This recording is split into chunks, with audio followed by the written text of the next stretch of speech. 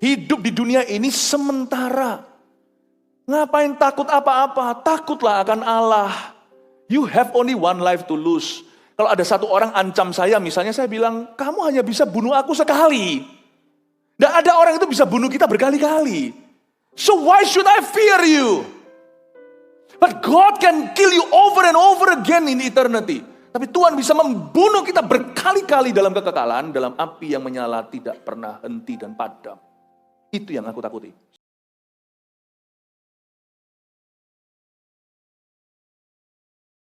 Kami berdoa pagi hari ini, Engkau menerima segala pujian kami ya Tuhan, yang kami panjatkan dengan sungguh-sungguh dan dengan tulus hati. Kami merendah di hadapan-Mu Tuhan, mencium kaki-Mu sekalipun Kau tidak kelihatan. Berkenanlah ya Bapa untuk menerima pujian dari mulut kami, syukur dari hati kami. Kau sangat cinta umat-Mu dan gereja ini. Kau sangat mengasihi setiap kami masing-masing tanpa kecuali. Hamba berdoa pada pagi hari ini dan sepanjang hari, Tuhan Yesus bersedialah untuk memuridkan kami. Kami tidak mau menjadi orang Kristen yang biasa. Kami mau menjadi orang Kristen yang sungguh-sungguh hidupnya dipersembahkan untuk Tuhan. Ajari kami akan belajar taat. Sesakit apapun Kau membentuk kami rela Kau tekuk-tekuk ya Tuhan. Asal ujungnya ya Tuhan kami menjadi serupa dengan Yesus Kristus. Kami mau. Mampukan kami hamba-hamba-Mu untuk melayani-Mu ya Tuhan sepanjang hari ini. Hamba-Mu berdoa syafaat untuk setiap pelayan-pelayan Tuhan, baik yang kelihatan di depan maupun yang di belakang layar. All day long, I pray in Jesus' name. Supaya Kau menguduskan, menyucikan kami, memampukan kami untuk membawa ministry dengan cara yang berkenan kepada Tuhan. Termasuk hamba-Mu yang menyampaikan firman, sembunyikan di balik salib-Mu. Bapak terima kasih dalam nama Yesus, haleluya, amin. Selamat pagi, thank you so much. Kasih tepuk tangan untuk tim PAW kita yang luar biasa. Mari kita belajar sama-sama, Lukas 12 ayat 1-12 kita buka.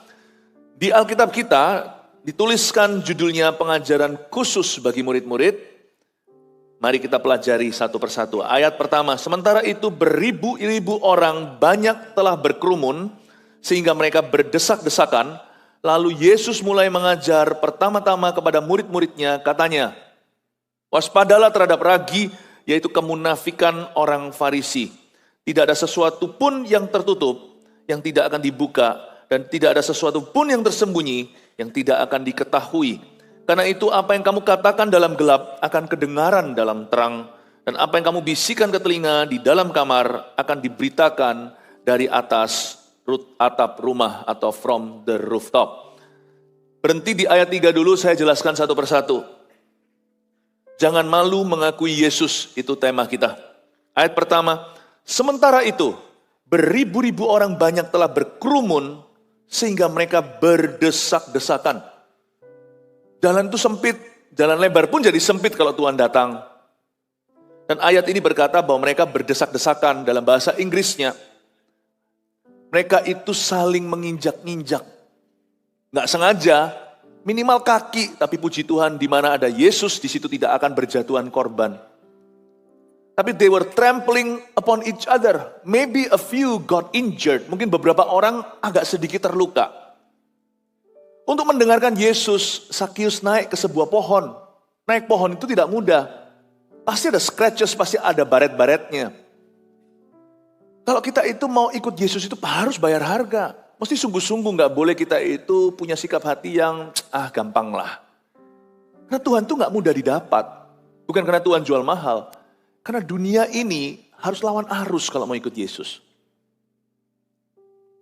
Mereka berkerumun dan berdesak-desakan. They were trampling upon each other. Mereka saling menginjak bahkan. Lalu Yesus mulai mengajar. Coba perhatikan kalimat ini. Pertama-tama kepada murid-muridnya. Yesus kalau mengajar itu selalu perasan pertama susu itu diberikan ke anak sendiri. Baru anjing dapat remah-remahnya. Roti itu untuk putra-putri. Maksud saya ngomong begini apa sih? Yesus kalau memberikan pengajaran terbagus itu di rumah sendiri. Kasih ke murid-muridnya karena dia bicara tanpa perumpamaan.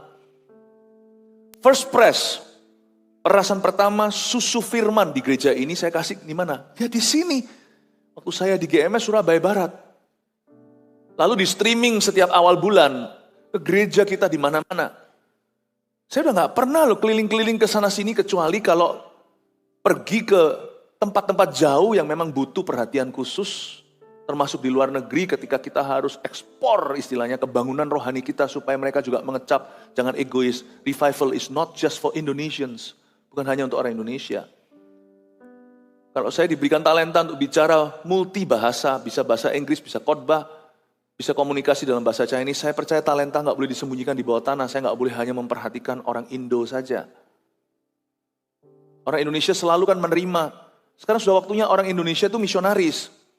Tapi tetap bagaimanapun juga, perasaan pertama itu saya kasih ke anak sendiri, ke jemaat sendiri. Waktu saya dengarkan, waktu saya baca ayat ini saya jadi ingat mereka berdesak-desakan. Dan Yesus kalau mengajar itu pertama-tama adalah untuk murid-muridnya. Sedangkan anjing hanya memperoleh remah-remah wanita Sirofenisia.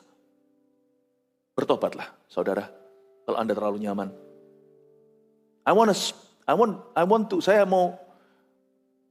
Saya mau menyerukan pertobatan kepada gereja yang saya gembalakan. You must repent. You must repent. You should repent. We all should repent. Kita semua harus bertobat. Karena kita merasa diri sudah terlalu nyaman. Yesus kalau mengajar itu, orang-orang berdesak-desakan untuk dengarkan pengajarannya. Injak satu orang dengan yang lainnya. Dan mereka semuanya itu hanya mau mendengar pengajaran Yesus bagi murid-murid. Yesus mulai mengajar pertama-tama kepada murid-muridnya, katanya, waspadalah terhadap ragi, yaitu kemunafikan orang Farisi. Waspadalah terhadap ragi, yang dimaksudkan Yesus ragi di sini bukan bumbu masakan, tapi kiasan secara rohani. Yesus berkata, kamu harus hati-hati dengan kemunafikan. Khususnya kemunafikan agamawi, kemunafikan orang Farisi. Anda dan saya harus mengerti bahwa ragi itu fungsinya apa? Ragi itu fungsinya untuk mengembangkan roti. Jadi roti itu sebenarnya kosongan. Ya, bayangkan tepung segitu dikasih ragi, dimasukkan oven. Nih saya bukan pemasak, jadi saya kurang tahu. Kalau Anda ngerti bakery, Anda lebih paham. Dimasukkan langsung mengembang. Mengembang, ya kan? Nah itulah kemunafikan. Inilah perumpamaan Yesus soal munafik. Kemunafikan itu adalah sesuatu yang lebih besar dari aslinya. Substansi atau bahan kerasnya nggak seberapa, tapi nampaknya gede. Disinilah banyak kita itu kalau nggak hati-hati, kita itu we rise beyond our substance. Kelihatan ya? Ada orang itu yang kelihatan pintar padahal pengetahuannya nggak banyak. Tapi nampak. Tapi kalau kita bicara aja kita bisa sok pintar. Ada orang yang berlagak kaya kata Alkitab, padahal dia nggak punya apa-apa. Ada orang yang berlagak miskin tapi dia kaya. Munafik itu adalah luar dalam tak sama. Luar nampak 100, dalamnya 50. Itu yang disebut oleh dunia pencitraan. Kemunafikan itu harus hati-hati. Misalnya saya belajar, nggak apa-apa sih, sekarang zaman sosial media gini lumrah lah ya, foto-foto nggak masalah, kita nggak usah ekstrim. Tapi secara prinsip saya pegang ini, saya mendingan sungguhan mencintai istri saya dan mendengarkan dia daripada saya pencitraan di sosial media. Nampaknya harmonis luar biasa, ternyata di balik itu pasangan itu sering tukaran. Kemunafikan itu dilambangkan dengan ragi orang Farisi. Rotinya nggak seberapa, ngembangnya luar biasa. Kalau diketuk-ketuk itu dalamnya kembung. Lebih baik kita itu berlagak miskin namun tetap kaya. Makanya itu kalau orang berduit, jangan lekas-lekas naikkan standar hidupnya. Standar hidup itu perlu naik. Wong inflasi pun ada. Tapi naikkan itu secara progresif.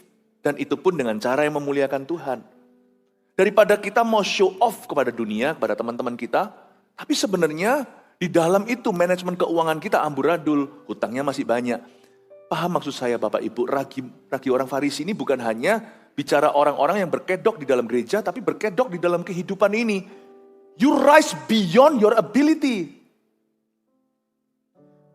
Anda mengembang melampaui kemampuanmu sesungguhnya.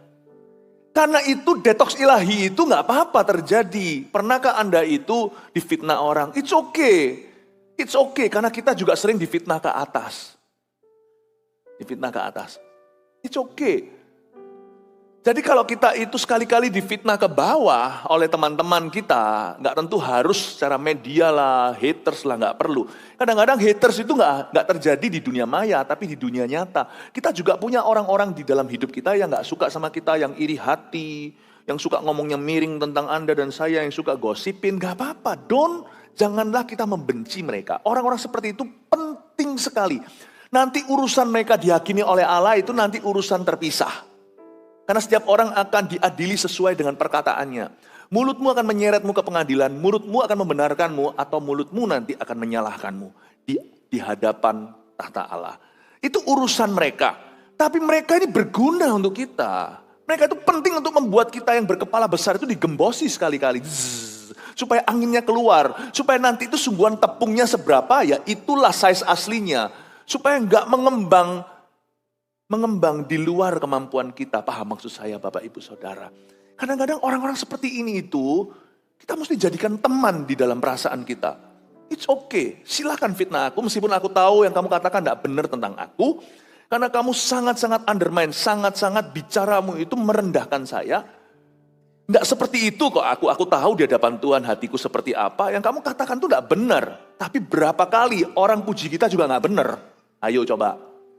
Berapa kali orang memuji-muji kita, mengeluhkan kita juga nggak betul. Aduh Ci, wah ini ya suaminya itu, suaminya itu sempurna. Masa kita sempurna? Jadi nggak apa-apa, kalau kita difitnah ke atas itu, kita nggak keberatan. Aduh Ci, kurus 10 kilo ya, pada naik 2 kilo. Kan kita nggak ralat loh. Oh iya enggak lah masa sih kurus. Dalam hati, mungkin potongan rambutku ini, buat aku kelihatan lebih kurus. Mungkin make up-nya. Tapi kita nggak ralat, kita nggak kurus sebanyak itu. Tapi kalau kita difitnah ke bawah, Ci naik ya padahal kita turun 2 kilo, dibilang naik 5 kilo, kita ngamuk. Enggak kok, aku malah turun 2 kilo, nggak percaya, gua bawa timbangan ya. Kenapa sih kalau difitnah ke atas, waktu dipuji kita tidak protes? Tapi padahal nggak tentu semua pujian itu betul. Kalau yang benar ya nggak apa-apa diterima, tapi kalau yang salah gimana, masa kita diam saja? Tapi kalau kita difitnah ke bawah, kok kita ngamuk ya? Orang hidup itu harus 60-40, luar dalam itu minimal harus gantian. Kadang-kadang 60 di luar, padahal aslinya 40, itu masih belum di area munafik. Masih beda tipis 11-12, nggak apa-apa lah orang memuji kita, kalau asli kita mendekati itu. It's okay. Kadang-kadang 40-60, kita itu jauh lebih bagus, tapi orang fitnah kita, orang diskon kita, orang mengurangi nilai kita. Dijadiin 40, karena mereka itu bicara ke bawah tentang kita. Mereka bicaranya itu merendahkan. Mereka asal-asal nilai aja, asal-asal menghakimi aku. Padahal aku nggak begitu, it's okay. Kalau fitnahnya nggak keterlaluan, nggak usah protes, nggak apa-apa. Aku aslinya 60, kau sebut 40, ya 11-12 lah. Oke, aku terima kok hinaanmu. Terima kasih. Kalau semuanya pujiannya nggak berlebihan, aku terima kok. Makanya orang kalau terima pujian itu jangan lupa bilang terima kasih. Ya. Misalnya kalau semuanya Anda buat sesuatu dan berkata, waduh terima kasih ya Pak, makasih ya. Sangat memberkati saya loh, oh terima kasih. Nggak usah berkata, oh enggak, nggak usah begitu. Kalau memang patut diterima, terimalah. Anggaplah itu sebuah kasih, dia mengucapkannya. Kalau saya misalnya, oh korbannya bagus Pastor Philip, terima kasih udah sangat memberkati saya. Oh ya terima kasih. Puji Tuhan, terima kasih. Puji Tuhan itu ke Tuhan, mengembalikan kemuliaan, ke orangnya saya berkata, terima kasih, thank you. Padahal di dalam hati saya nggak merasa khotbah saya bagus, tapi ya siapa tahu jadi berkat, terima kasih. Nggak apa-apa 60-40. Aslinya 40, lu nilai gua 60, thank you. Tapi kalau Pastor Philip, khotbahnya Pastor Philip paling bagus di seluruh dunia. Enggak lah ya, langsung tolak itu bukan 60, Anda dikasih nilai 100. Wah, ini khotbah ya kayak Tuhan sendiri yang berbicara. Nggak usah. Udah cici. Ya. Gak usah rame-rame gitu ya. Enggak sebagus itulah. Cepat kurangi nilaimu sendiri, gak sebagus itulah. Saya masih belajar kok, doakan ya. Tapi kalau jadi berkat buat Anda ya thank you. Saya terima 20 poinnya, tapi jangan kasih saya 60 poin berlebihan. Anda harus bisa jaga hati, jangan sampai ada ragi. Ini kalau kelebihan, lama-lama overdosis namanya orang yang besar kepala itu ya itu. Atau kalau kelebihan lama-lama jadi orang minder, kalau kekurangan. Anda yang harus bisa jaga hati dengan segala waspada. Teknisnya di mana? Tekniknya gini, Anda pastikan cuma 20 poin bedanya. 60 luar, aslinya 40, Atau aslinya 60, lu jatuhkan gua 20 poin. Saya dikasih nilai 40, silahkan gak apa-apa, thank you. Terima kasih, engkau mengingatkan aku untuk selalu rendah hati. Amin Bapak Ibu Saudara.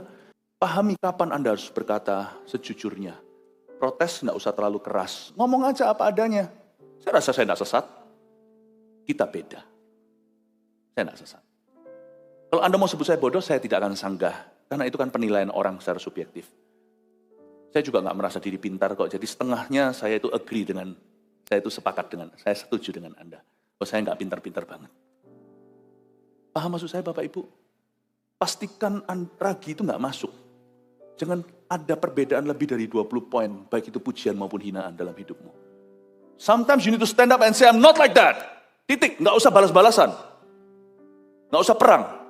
I'm not like that. Titik, lanjut, berbuah terus, biar buah menunjukkan.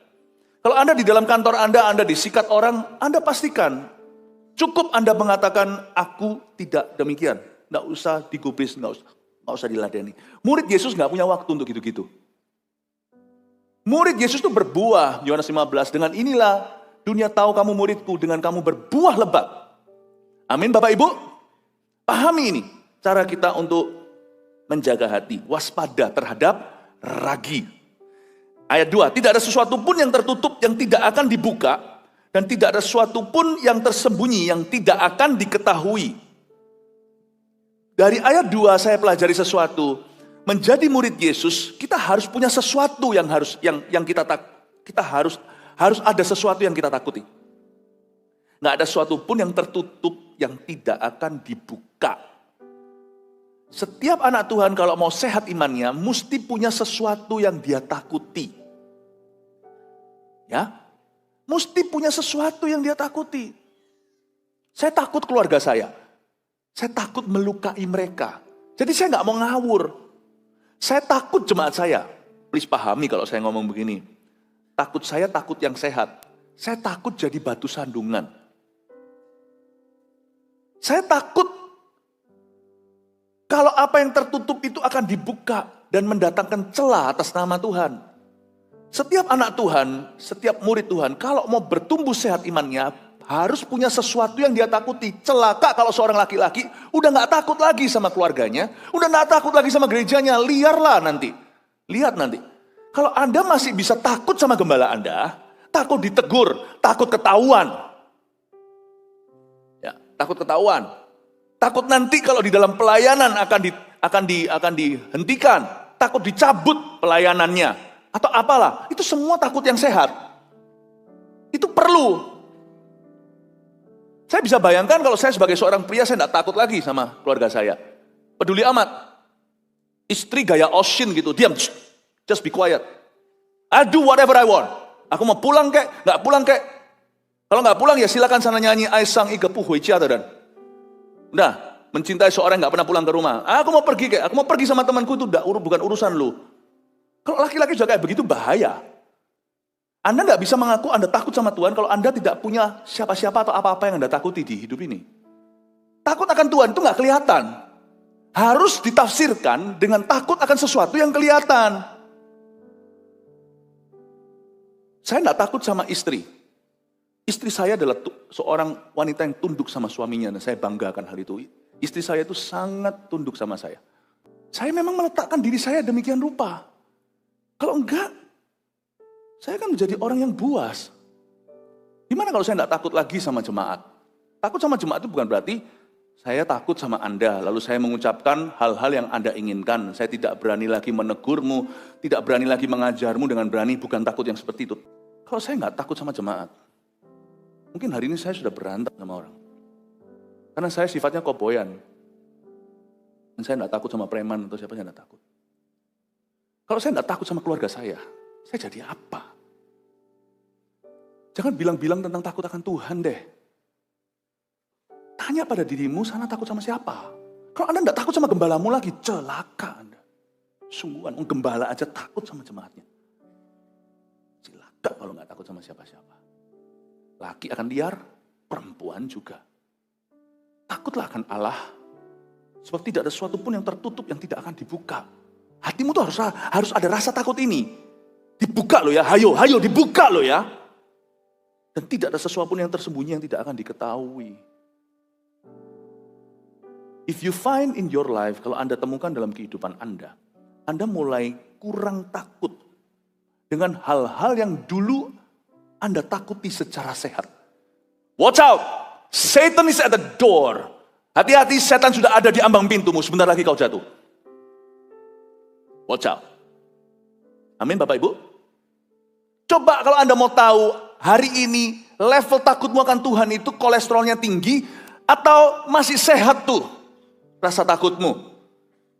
Coba lihat, bagaimana perlakuan Anda kepada istri Anda. Hai suami, bagaimana Anda terhadap anak saya? Saya itu takut sama anak saya. Jangan bilang sama anak saya. Enggak kok, mereka tahu kok. Saya sangat takut. Apa yang saya lakukan, katakan, tidak lakukan, tidak katakan, akan menjadi sandungan buat anak saya. Saya sangat takut jikalau hari ini saya melakukan sesuatu yang anak saya harus tanggung konsekuensinya nanti puluhan tahun ke depan karena kebodohan papa. Dan itu tidak selalu bicara tentang sesuatu, kadang-kadang perlakuan. Kadang-kadang kalau saya sedikit aja keras dengan anak saya itu saya merasa apakah nanti akan membuat hatinya hambar. Saya pikiran saya itu jauh. Apakah anakku akan meniru caraku?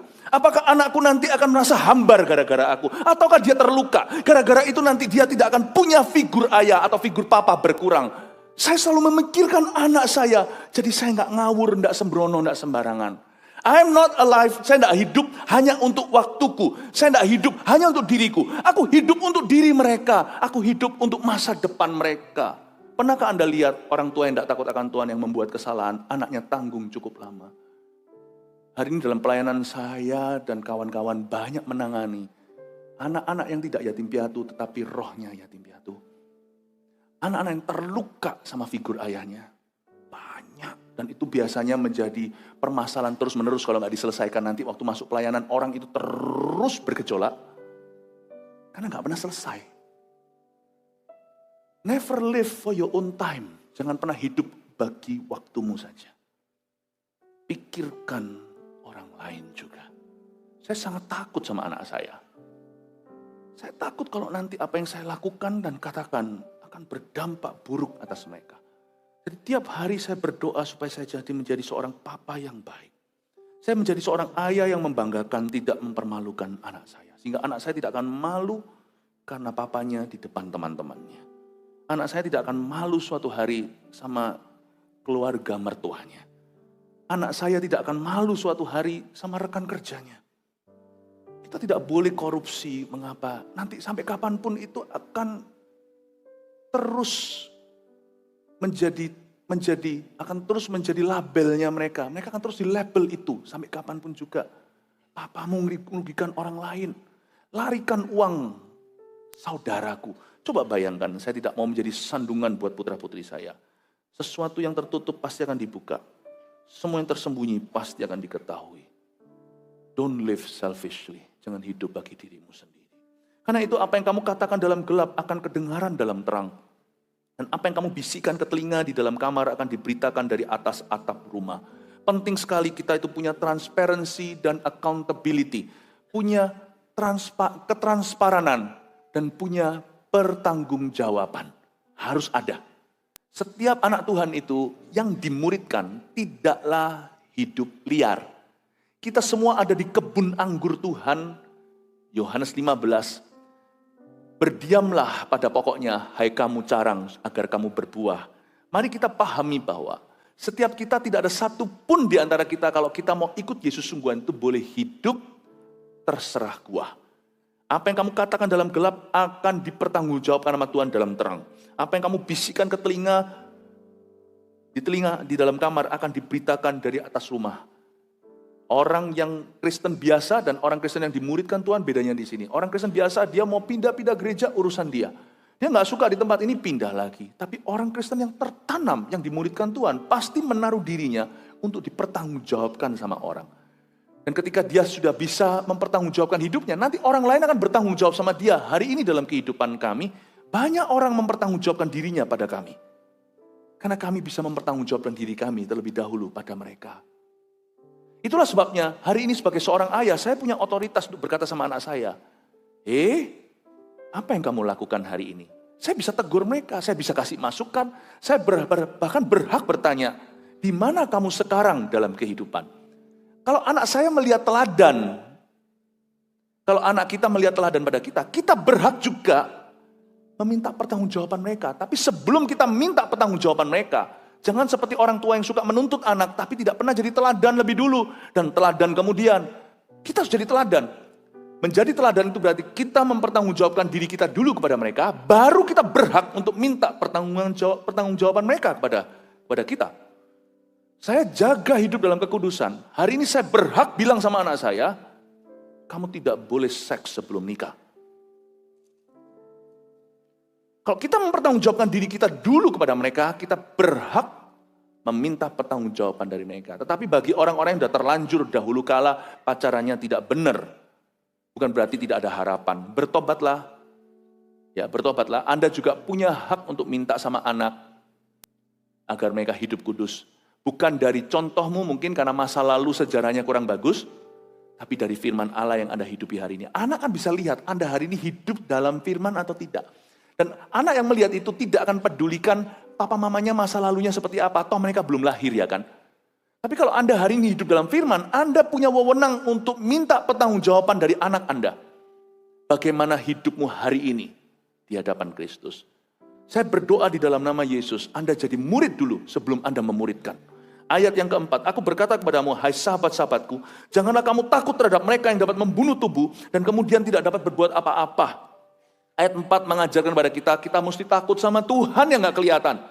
Dan jangan takut sama orang lah, karena maksimal mereka hanya bisa membunuh tubuh kita. Kita ini hanya punya satu kehidupan. We've got only one life to lose. Kita hanya bisa kehilangan hidup itu cuma sekali saja, jadi gak usah takut apa-apa. Orang mati itu cuma sekali, jadi gak usah takut.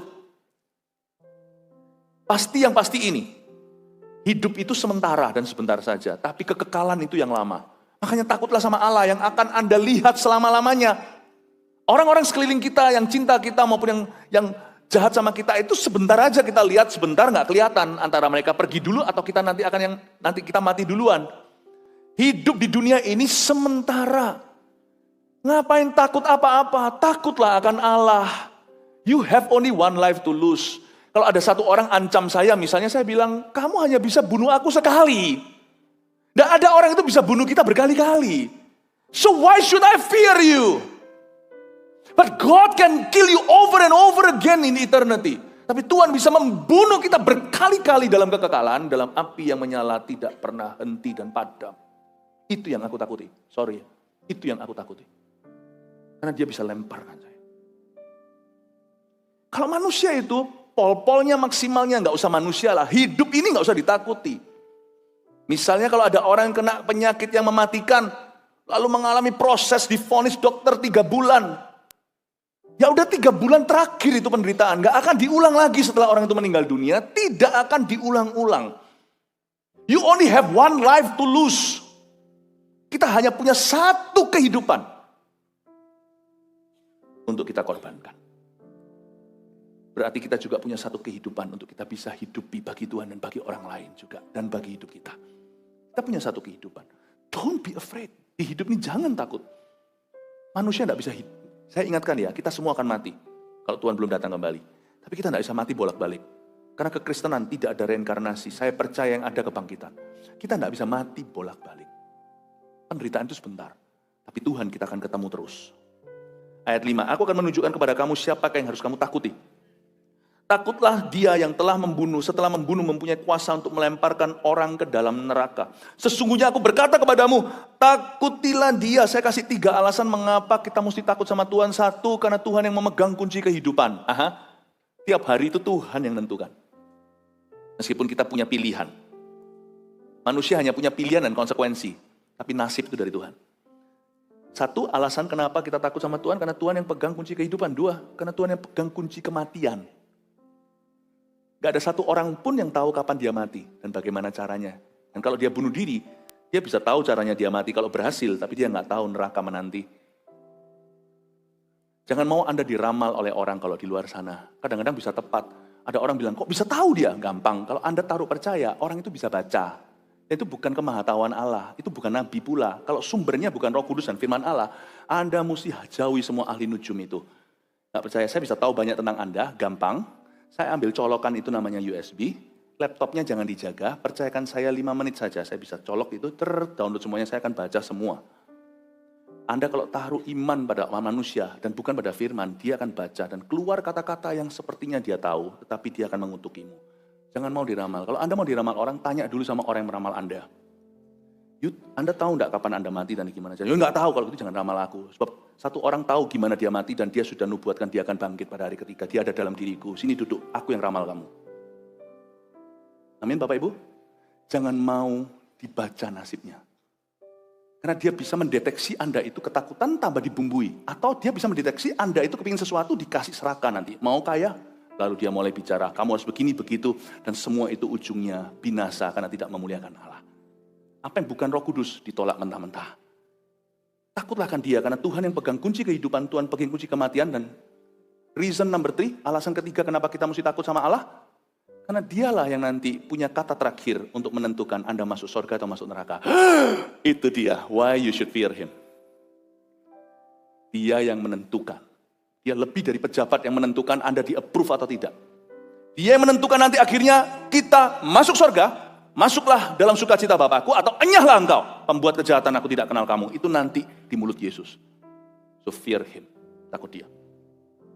Ayat 6, bukankah burung pipit dijual 5 ekor 2 duit? Sungguh pun demikian tidak ada seekor pun daripadanya yang dilupakan Allah. Oke, kita sekarang mulai masuk ke burung pipit ya, burung pipit di udara. Berarti burung pipit itu dicintai Tuhan kan? Dicintai, namun tidak dikasih. Hewan dicintai Tuhan, manusia dikasih Allah. Ayat 7, bahkan rambut kepalamu pun terhitung semuanya. Karena itu jangan takut, karena kamu lebih berharga daripada banyak burung pipit. Mau tahu kenapa hati kita cenderung takut? Orang yang takut bukan karena dia ketakutan. Sumber takut adalah rasa tidak percaya kepada Tuhan. Dosa pertama Adam dan Hawa itu bukan rasa takutlah, membunuh, berzina, tapi curiga. Karena itu saya di sini pelajari, Tuhan berkata kamu jangan takut, tapi Tuhan kasih antibiotiknya beda. Waktu Tuhan bilang jangan takut, obatnya adalah kamu lebih berharga. Kok bisa ya? Kalau orang takut kan harusnya diberitahu jangan takut. Tuhan bilang jangan takut, kamu berharga. Hubungannya apa? If you know your value, kalau kita tahu nilai kita di hadapan Allah, kita tidak usah takut. Iman itu lahirnya bukan dari sesuatu yang diiman-imani. Pastor Philip doakan supaya imanku besar ya. Iman itu nggak perlu didoakan untuk besar. Iman itu harus punya pandangan yang benar. Otomatis iman akan bertumbuh dan menguat jikalau cara pandang Anda tidak salah. Misalnya suatu hari saya naik pesawat itu goncang. Ya, pesawat itu goncang. Teman saya di sebelah saya itu ketakutan. Dia berkata, Pastor Philip, dia berkata, untung ya ada Ko Philip, dia bilang, untung pesawat ini akan jatuh. Loh kok ada saya itu gimana? Dalam hati saya tidak mau takut-takuti dia. Loh pendeta naik pesawat ada juga loh ceritanya yang jatuh dan mati.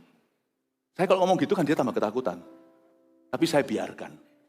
Bedanya hari itu dia ketakutan, saya enggak di mana. Bukan karena iman saya lebih kuat, enggak. Karena saya tahu tujuan. Saya tahu Tuhan, saya tahu saya berharga. Dan apa yang saya lakukan itu berharga. Bukan saya yang butuh, Tuhan juga enggak butuh. Tapi semua ini karena kehendak Tuhan, Tuhan akan jaga. Kalau saya tahu saya itu berharga, dan misi saya berharga, Tuhan yang jaga. Saya pilih pesawat ini juga bukan pesawat bobrok, pesawat ini pesawat yang bagus, saya pergi. Kalau pesawat bagus kita nggak pernah tahu, terus kita mati, ya sudah terserah ya kan. Bukan gampang, takut memang ngeri, itu goyangnya. Tapi saya selalu lihat, pramugarinya kalau oke ya oke. Kalau pramugarinya pucat, nah saya pucat. Dan pada saat itu, apa bedanya saya dengan dia? Dia nggak merasa berharga. Saya nggak ngerti apa yang membuat dia merasa nggak berharga. Mungkin apakah ada dosa, atau dia selama ini hidup sia-sia. Tapi kalau dia merasa berharga, dia akan percaya diri. Saya merasa berharga, bukan merasa layak ya. Saya merasa berharga, saya merasa misi yang saya jalankan itu berharga. Saya ngomong sama dia, tenanglah. Ini kan kita mau KKR nanti. Nanti kalau semuanya mau KKR begini, nanti kalau tidak ada pembicaranya kan seharusnya malaikat yang panik kan, bukan kita. Tenang aja, nyampe. Kalau Anda tahu Anda berharga, Anda tidak akan khawatir. Aduh makan apa besok? Burung pipit aja loh dia pelihara. Saya tunjukkan ya, rambut di kepalamu itu terhitung semuanya itu maksudnya apa. Ini secara garis besar aja, orang-orang yang berambut merah itu kurang lebih ada 90.000 rambutnya. Orang-orang yang berambut hitam seperti kita, itu rambutnya kurang lebih 120.000. Dan Anda lihat orang-orang yang pirang itu kan biasanya rambutnya itu tebel-tebel ya. Memang betul yang pirang biasanya punya 145 ribuan rambutnya. Makanya kita tidak usah dicat pirang supaya banyak rambutnya. Nggak perlu, itu yang pirang dari lahir. Tapi rambutmu dihitung itu bukan berapa ratus ribu. Rambutmu dihitung, kata rambutmu dihitung itu your hair is numbered. Itu lain. Itu setiap helainya ada barcode-nya.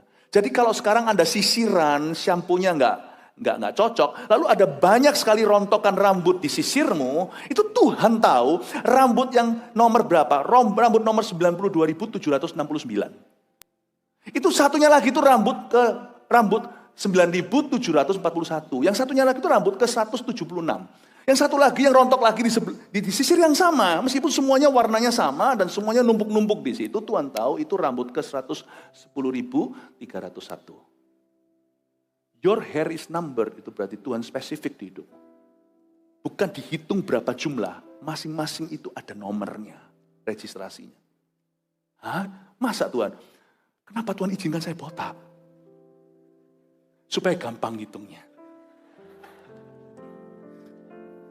Tuhan itu baik pokoknya, amin. Aku berkata kepadamu, ayat 8, setiap orang yang mengakui aku di depan manusia, anak manusia juga akan mengakui dia di depan malaikat-malaikat Allah. Tetapi barang siapa menyangkal aku di depan manusia, ia akan disangkal di depan malaikat-malaikat Allah. Saya tidak akan bahas ayat 10 sampai 12 lain kali saja, tapi ayat ini saya akan berhenti di ayat ini. Saya akan tekankan satu kebenaran ilahi. Jangan malu mengakui Yesus, karena yang kita takut itu Tuhan, bukan manusia.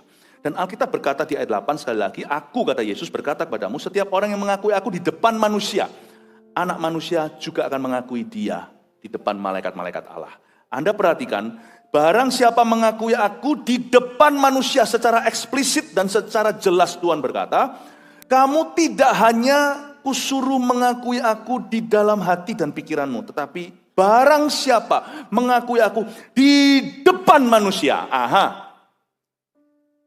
Makanya tidak bisa orang itu hanya terima Yesus, terima Yesus. Buktinya apa Anda sungguhan menerima? Baptis. Karena baptis otomatis public news.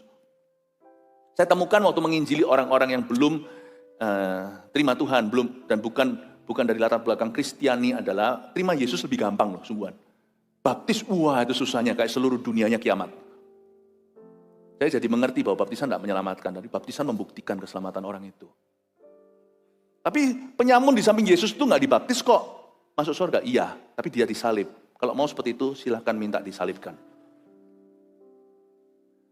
Selain itu, mengaku Yesus di depan umum, di depan manusia, itu bukan hanya di dalam pikiran dan hati kita, itu juga ada beberapa hal yang Tuhan ajarkan pada kita.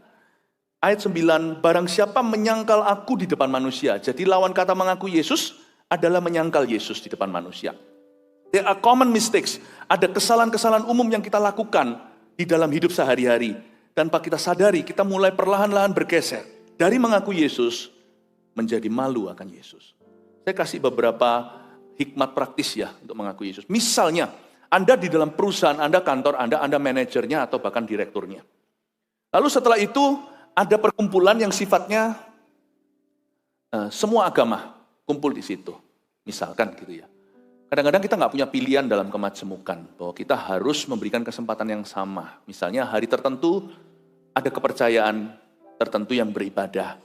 Tapi juga saya kagum melihat bagaimana orang-orang Kristen di dunia kerja harus berhikmat, memberikan kesempatan pada yang lainnya. Sementara itu Anda juga ambil hari itu. Untungnya dalam kekristenan tidak ada hari yang istimewa. Semua hari adalah harinya Tuhan. Di hari yang sama, umat yang lain sedang beribadah, Anda adakan persekutuan doa misalnya. Di persekutuan doa Anda, mengakui Yesus mudah. Shalom, shalom, kiri kanan. Tapi pada waktu nanti kumpul sama-sama, misalnya kalau kita, selamatan sesuatu dan sebagainya, kita syukuran segalanya. Kan pegawai, pekerja di situ kan tidak cuma Kristiani. Disitulah Anda perlu hindari. Kalau itu pertemuannya majemuk, gak perlu sebut shalom. Karena shalom adalah sebutan untuk orang-orang Kristen. Sedangkan kepercayaan lain punya versi shalomnya sendiri. Daripada Anda borong semuanya di dalam sapaan, waktu Anda harus ceramah, bukan ceramah, untuk menyambut semua. Yang shalom, yang bukan shalom disebut semuanya, tambah membingungkan. Dan hati-hati dengan kemunafikan. Anda sebut shalom karena Anda percaya Yesus. Anda juga tidak sebut shalom versi lain karena Anda tidak percaya itu. Kalau Anda sebut itu, mendingan jadi agama itu. Kalau saya jadi Anda di dalam pertemuan majemuk seperti itu, saya akan ambil nasionalismenya. Coba lihat jam, kalau misalnya siang, saya akan sebut, selamat siang Bapak Ibu. Nggak perlu shalommu atau versi yang lain. Selamat siang cukup. Anda bisa ngomong sesuatu yang umum, bukan doa menurut kepercayaan masing-masing, berarti Anda percaya dong. Ada berbagai jalan menuju ke sorga. Jangan kompromikan iman. Jangan diam-diam menggeser pengakuanmu. Jangan malu akan Yesus. Tapi kalau kita KKR langsung hanya satu jalan, perang terbuka nanti di kantornya. Itu juga kebodohan, karena ini bukanlah saatnya untuk kita mencetuskan. Menurut saya, doakan supaya cabang baru yang kita buka ini direstui Tuhan. Tidak usah doa menurut kepercayaan masing-masing. Anda juga tidak perlu sebut Yesus. Karena ini hanyalah sebutan ramah tamah, doakan. Ya, doakan aku berhasil ya, itu nggak sungguhan doa, cuman wismillah. Gitu loh. Itu nggak apa-apa. Saran saya adalah nggak usah ucapkan shalomnya. Cukup berkata selamat siang, selamat pagi, selamat petang. Ambil kesamaan kita yaitu sesama warga Indonesia. Tapi kalau Anda giliran diberi waktu untuk menyaksikan kebaikan Tuhan, meskipun itu majemuk misalnya karpet merah, jikalau seorang artis, jangan berkata, aku berterima kasih pada Tuhan. Karena itu hakmu. Pada saat itu spotlightnya di Anda. Anda berhak untuk menyaksikan dan itu pribadi banget dan orang lain rela mendengarkan, memberimu waktu. Sebutlah waktu itu, terima kasih pada Tuhan Yesus. Gak apa-apa. Karena Anda bukan tidak di posisi netral. Kalau Anda memimpin pertemuan majemuk, pertemuan profesional, bukan gereja, selamat pagi, selamat siang. Tapi kalau Anda diberi kesempatan tuh, hak pribadimu, berdirilah untuk Kristus dan berkata, Tuhan Yesus baik dalam kehidupan saya. Saya pernah sekali dalam sebuah pertemuan majemuk seperti itu, saya tidak ceritakan detailnya. Tapi waktu itu segala macam. Dan saya melihat kasihan. Orang dari kepercayaan lain naik ke atas harus mengucapkan shalom kita. Dalam hati saya, kalau Anda sungguhan bermaksud dengan kata shalom itu, jadilah Kristen. Karena shalom itu artinya damai sejahtera dengan Allah. Karena pengorbanan Yesus Kristus. Jangan ucapkan itu. Nggak apa-apa mengucapkan ya saya merasa Anda menghargai kepercayaan kami. Tapi kalau Anda mengucapkannya, Anda mestinya harus percaya Yesus. Dibaptis. Karena itu saya tidak punya ekspektasi orang-orang mereka, saudara-saudara kita tersebut dari keyakinan yang berbeda, mengucapkan shalom. Dan saya tidak akan tersinggung kalau mereka tidak mengucapkannya. Saya tidak mau, dan giliran saya sebagai pendeta naik, dan semua orang tahu saya pendeta. Sedangkan hamba-hamba Tuhan yang lain naik juga mengucapkan shalom versi beraneka ragam. Saya rasa shalom bukan untuk bineka ya. Demikian pula keyakinan mereka. Kita punya perbedaan yang fundamental. Namun saya rasa ini waktunya kita mencari persamaan kita. Naik ke atas hamba-hamba Tuhan juga berkata shalom versi macam-macam. Saya dalam hati berkata, kalau gitu sekalian pindah agama Pak. Jangan ucapkan itu kalau Anda tidak yakin. Karena itu kalimat suci bagi mereka. Saya nggak mau. Saya naik ke atas kaget semuanya, terkejut. Sekitar ada 50 orang, semua perwakilan macam-macam berbeda-beda, bineka di sana. Saya naik ke atas berkata, selamat malam Bapak Ibu yang saya hormati. Saya satu-satunya tidak ucapkan shalom dan macam-macam, dan yang lainnya. Lalu saya berkata, saya berterima kasih untuk kesempatan ini. Kita apapun kita ini, ras agama berbeda. Kita semua dari satu ras, yaitu human race, manusia. Kita sesama manusia harus saling menghargai. Kita sesama warga Indonesia, negara Indonesia, kita harus saling melindungi. Kita ini rekan sekampung, tertawa semuanya. Kita semuanya, apapun juga budaya kita beda. Kita ini WNI semuanya. Paspor kita warnanya sama. Saya berkata, saya bersyukur hari ini diberi kesempatan. Kalau giliran saya izinkan saya mengatakan pengajaran Tuhan Yesus yang paling besar adalah kasihilah Tuhan dan kasihilah sesamamu manusia seperti dirimu sendiri. Saya berharap kalau nanti di jalanan suatu hari Anda kelihatan saya di jalanan, kalau misalnya saya tidak doakan ditabrak motor gitu, Anda jangan tanya dulu saya pendeta atau tidak, bawa saya ke rumah sakit ya. Jangan tanya agama saya, bawa saya langsung ke UGD. Tapi kalau Anda Bapak Ibu, apapun atribut kita yang kita pakai, kalau saya lihat Anda di jalanan dan jalan sepi sendirian, tidak ada orang, Anda ditabrak motor, saya ada di situ, saya janji, saya sebagai pendeta turun tidak tanya agama Anda, tidak tanya profesi Anda, saya akan bawa Anda ke UGD, karena kita sama-sama manusia. Dan mereka melihat saya. Dan setiap orang kan kasih kesempatan untuk menceritakan imannya. Nah, giliran saya ceritakan imannya. Nah, tadi kan diberi kesempatan masing-masing kita untuk menceritakan iman saya. Izinkan saya menceritakan, simple saja. Tahun 92 saya bertemu Yesus. secara pribadi. Saya dulu kira dia hanya teori, dia hanya agama. Saya bertemu dia dalam sebuah sinar terang, dalam sebuah gereja, dan di balik suara, di balik terang itu ada suara berkata, aku Yesus, aku mengasihimu. Lalu saya berkata, dan hari itu saya bertobat. Sejak hari itu Tuhan cuma ajari saya satu hal ini puluhan tahun. Kasihilah Tuhan, dan kasihilah sesamamu manusia. Saya beritahu, pengajaran Kristen semuanya berpusat pada mengasihi sesama kita. Terima kasih sudah memberi saya kesempatan hari ini untuk menjadi berkat dan menyaksikan. Dan mari kita sama-sama jaga persatuan Indonesia. Untungnya PMP saya dulu lulus. Sila ketiga, persatuan Indonesia kita jaga bersama-sama. Itu orang-orang ya berdiri semuanya. Pada waktu setelah saya speech itu, saya turun, saya disalami satu persatu. Dan mereka berkata, saya kagum Anda berani. Saya bukan berani Pak, saya ketakutan, saya bilang gitu. Tapi saya jujur, saya tidak munafik. Itu persis yang keluar dari mulut saya. Saya jujur, saya tidak munafik. Saya bukan berani. Lalu satu lagi datang berkata, orang dari kepercayaan yang berbeda. Wah, saya senang sekali. You punya gereja di mana? Saya mau ceramah di gereja. Oh iya, terima kasih, saya pikirkan. Ya enggak lah ya. Karena mimbar ini hanya untuk firman Tuhan yang kita yakini. Paham ini? Jangan kompromi di depan orang. Miliki hikmat. Jangan munafik dan ragi. Jujur, tapi sopan. Jangan meretakkan persatuan. Tapi persatuan kita bukan iman. Iman kita itu jelas-jelas jalan sempit dan kita yakini dengan segenap hati. Bukan doa menurut kepercayaan masing-masing. Aku tahu hanya doa dalam nama Yesus sajalah. Di mana ada keselamatan. Bapak, Ibu, Saudara, semoga Anda jadi murid Yesus di tempat di mana Anda ditempatkan. Menjadi berhikmat dan jangan malu mengakui Yesus dalam hidupmu. Ingat, yang harus kau takuti hanya satu. Manusia membunuh cuma sekali, mati ya sekali. Anda akan ketemu Yesus selama-lamanya. Itu yang harus Anda takuti. Takutlah akan Tuhan. Jangan malu mengakui Tuhan Yesus. Haleluya, berikan tepuk tangan bagi Tuhan. Mari kita semua bangkit berdiri. Terima kasih Tuhan Yesus. Hamba berdoa hari ini firman yang sudah dibagikan bagi kami. Hamba minta ya Tuhan Yesus supaya Engkau, ya Tuhan Yesus yang telah berbicara memeteraikannya. Kami minta ya Tuhan iman kami hari ini ya Tuhan Yesus. Engkau buat kokoh dan buat kuat.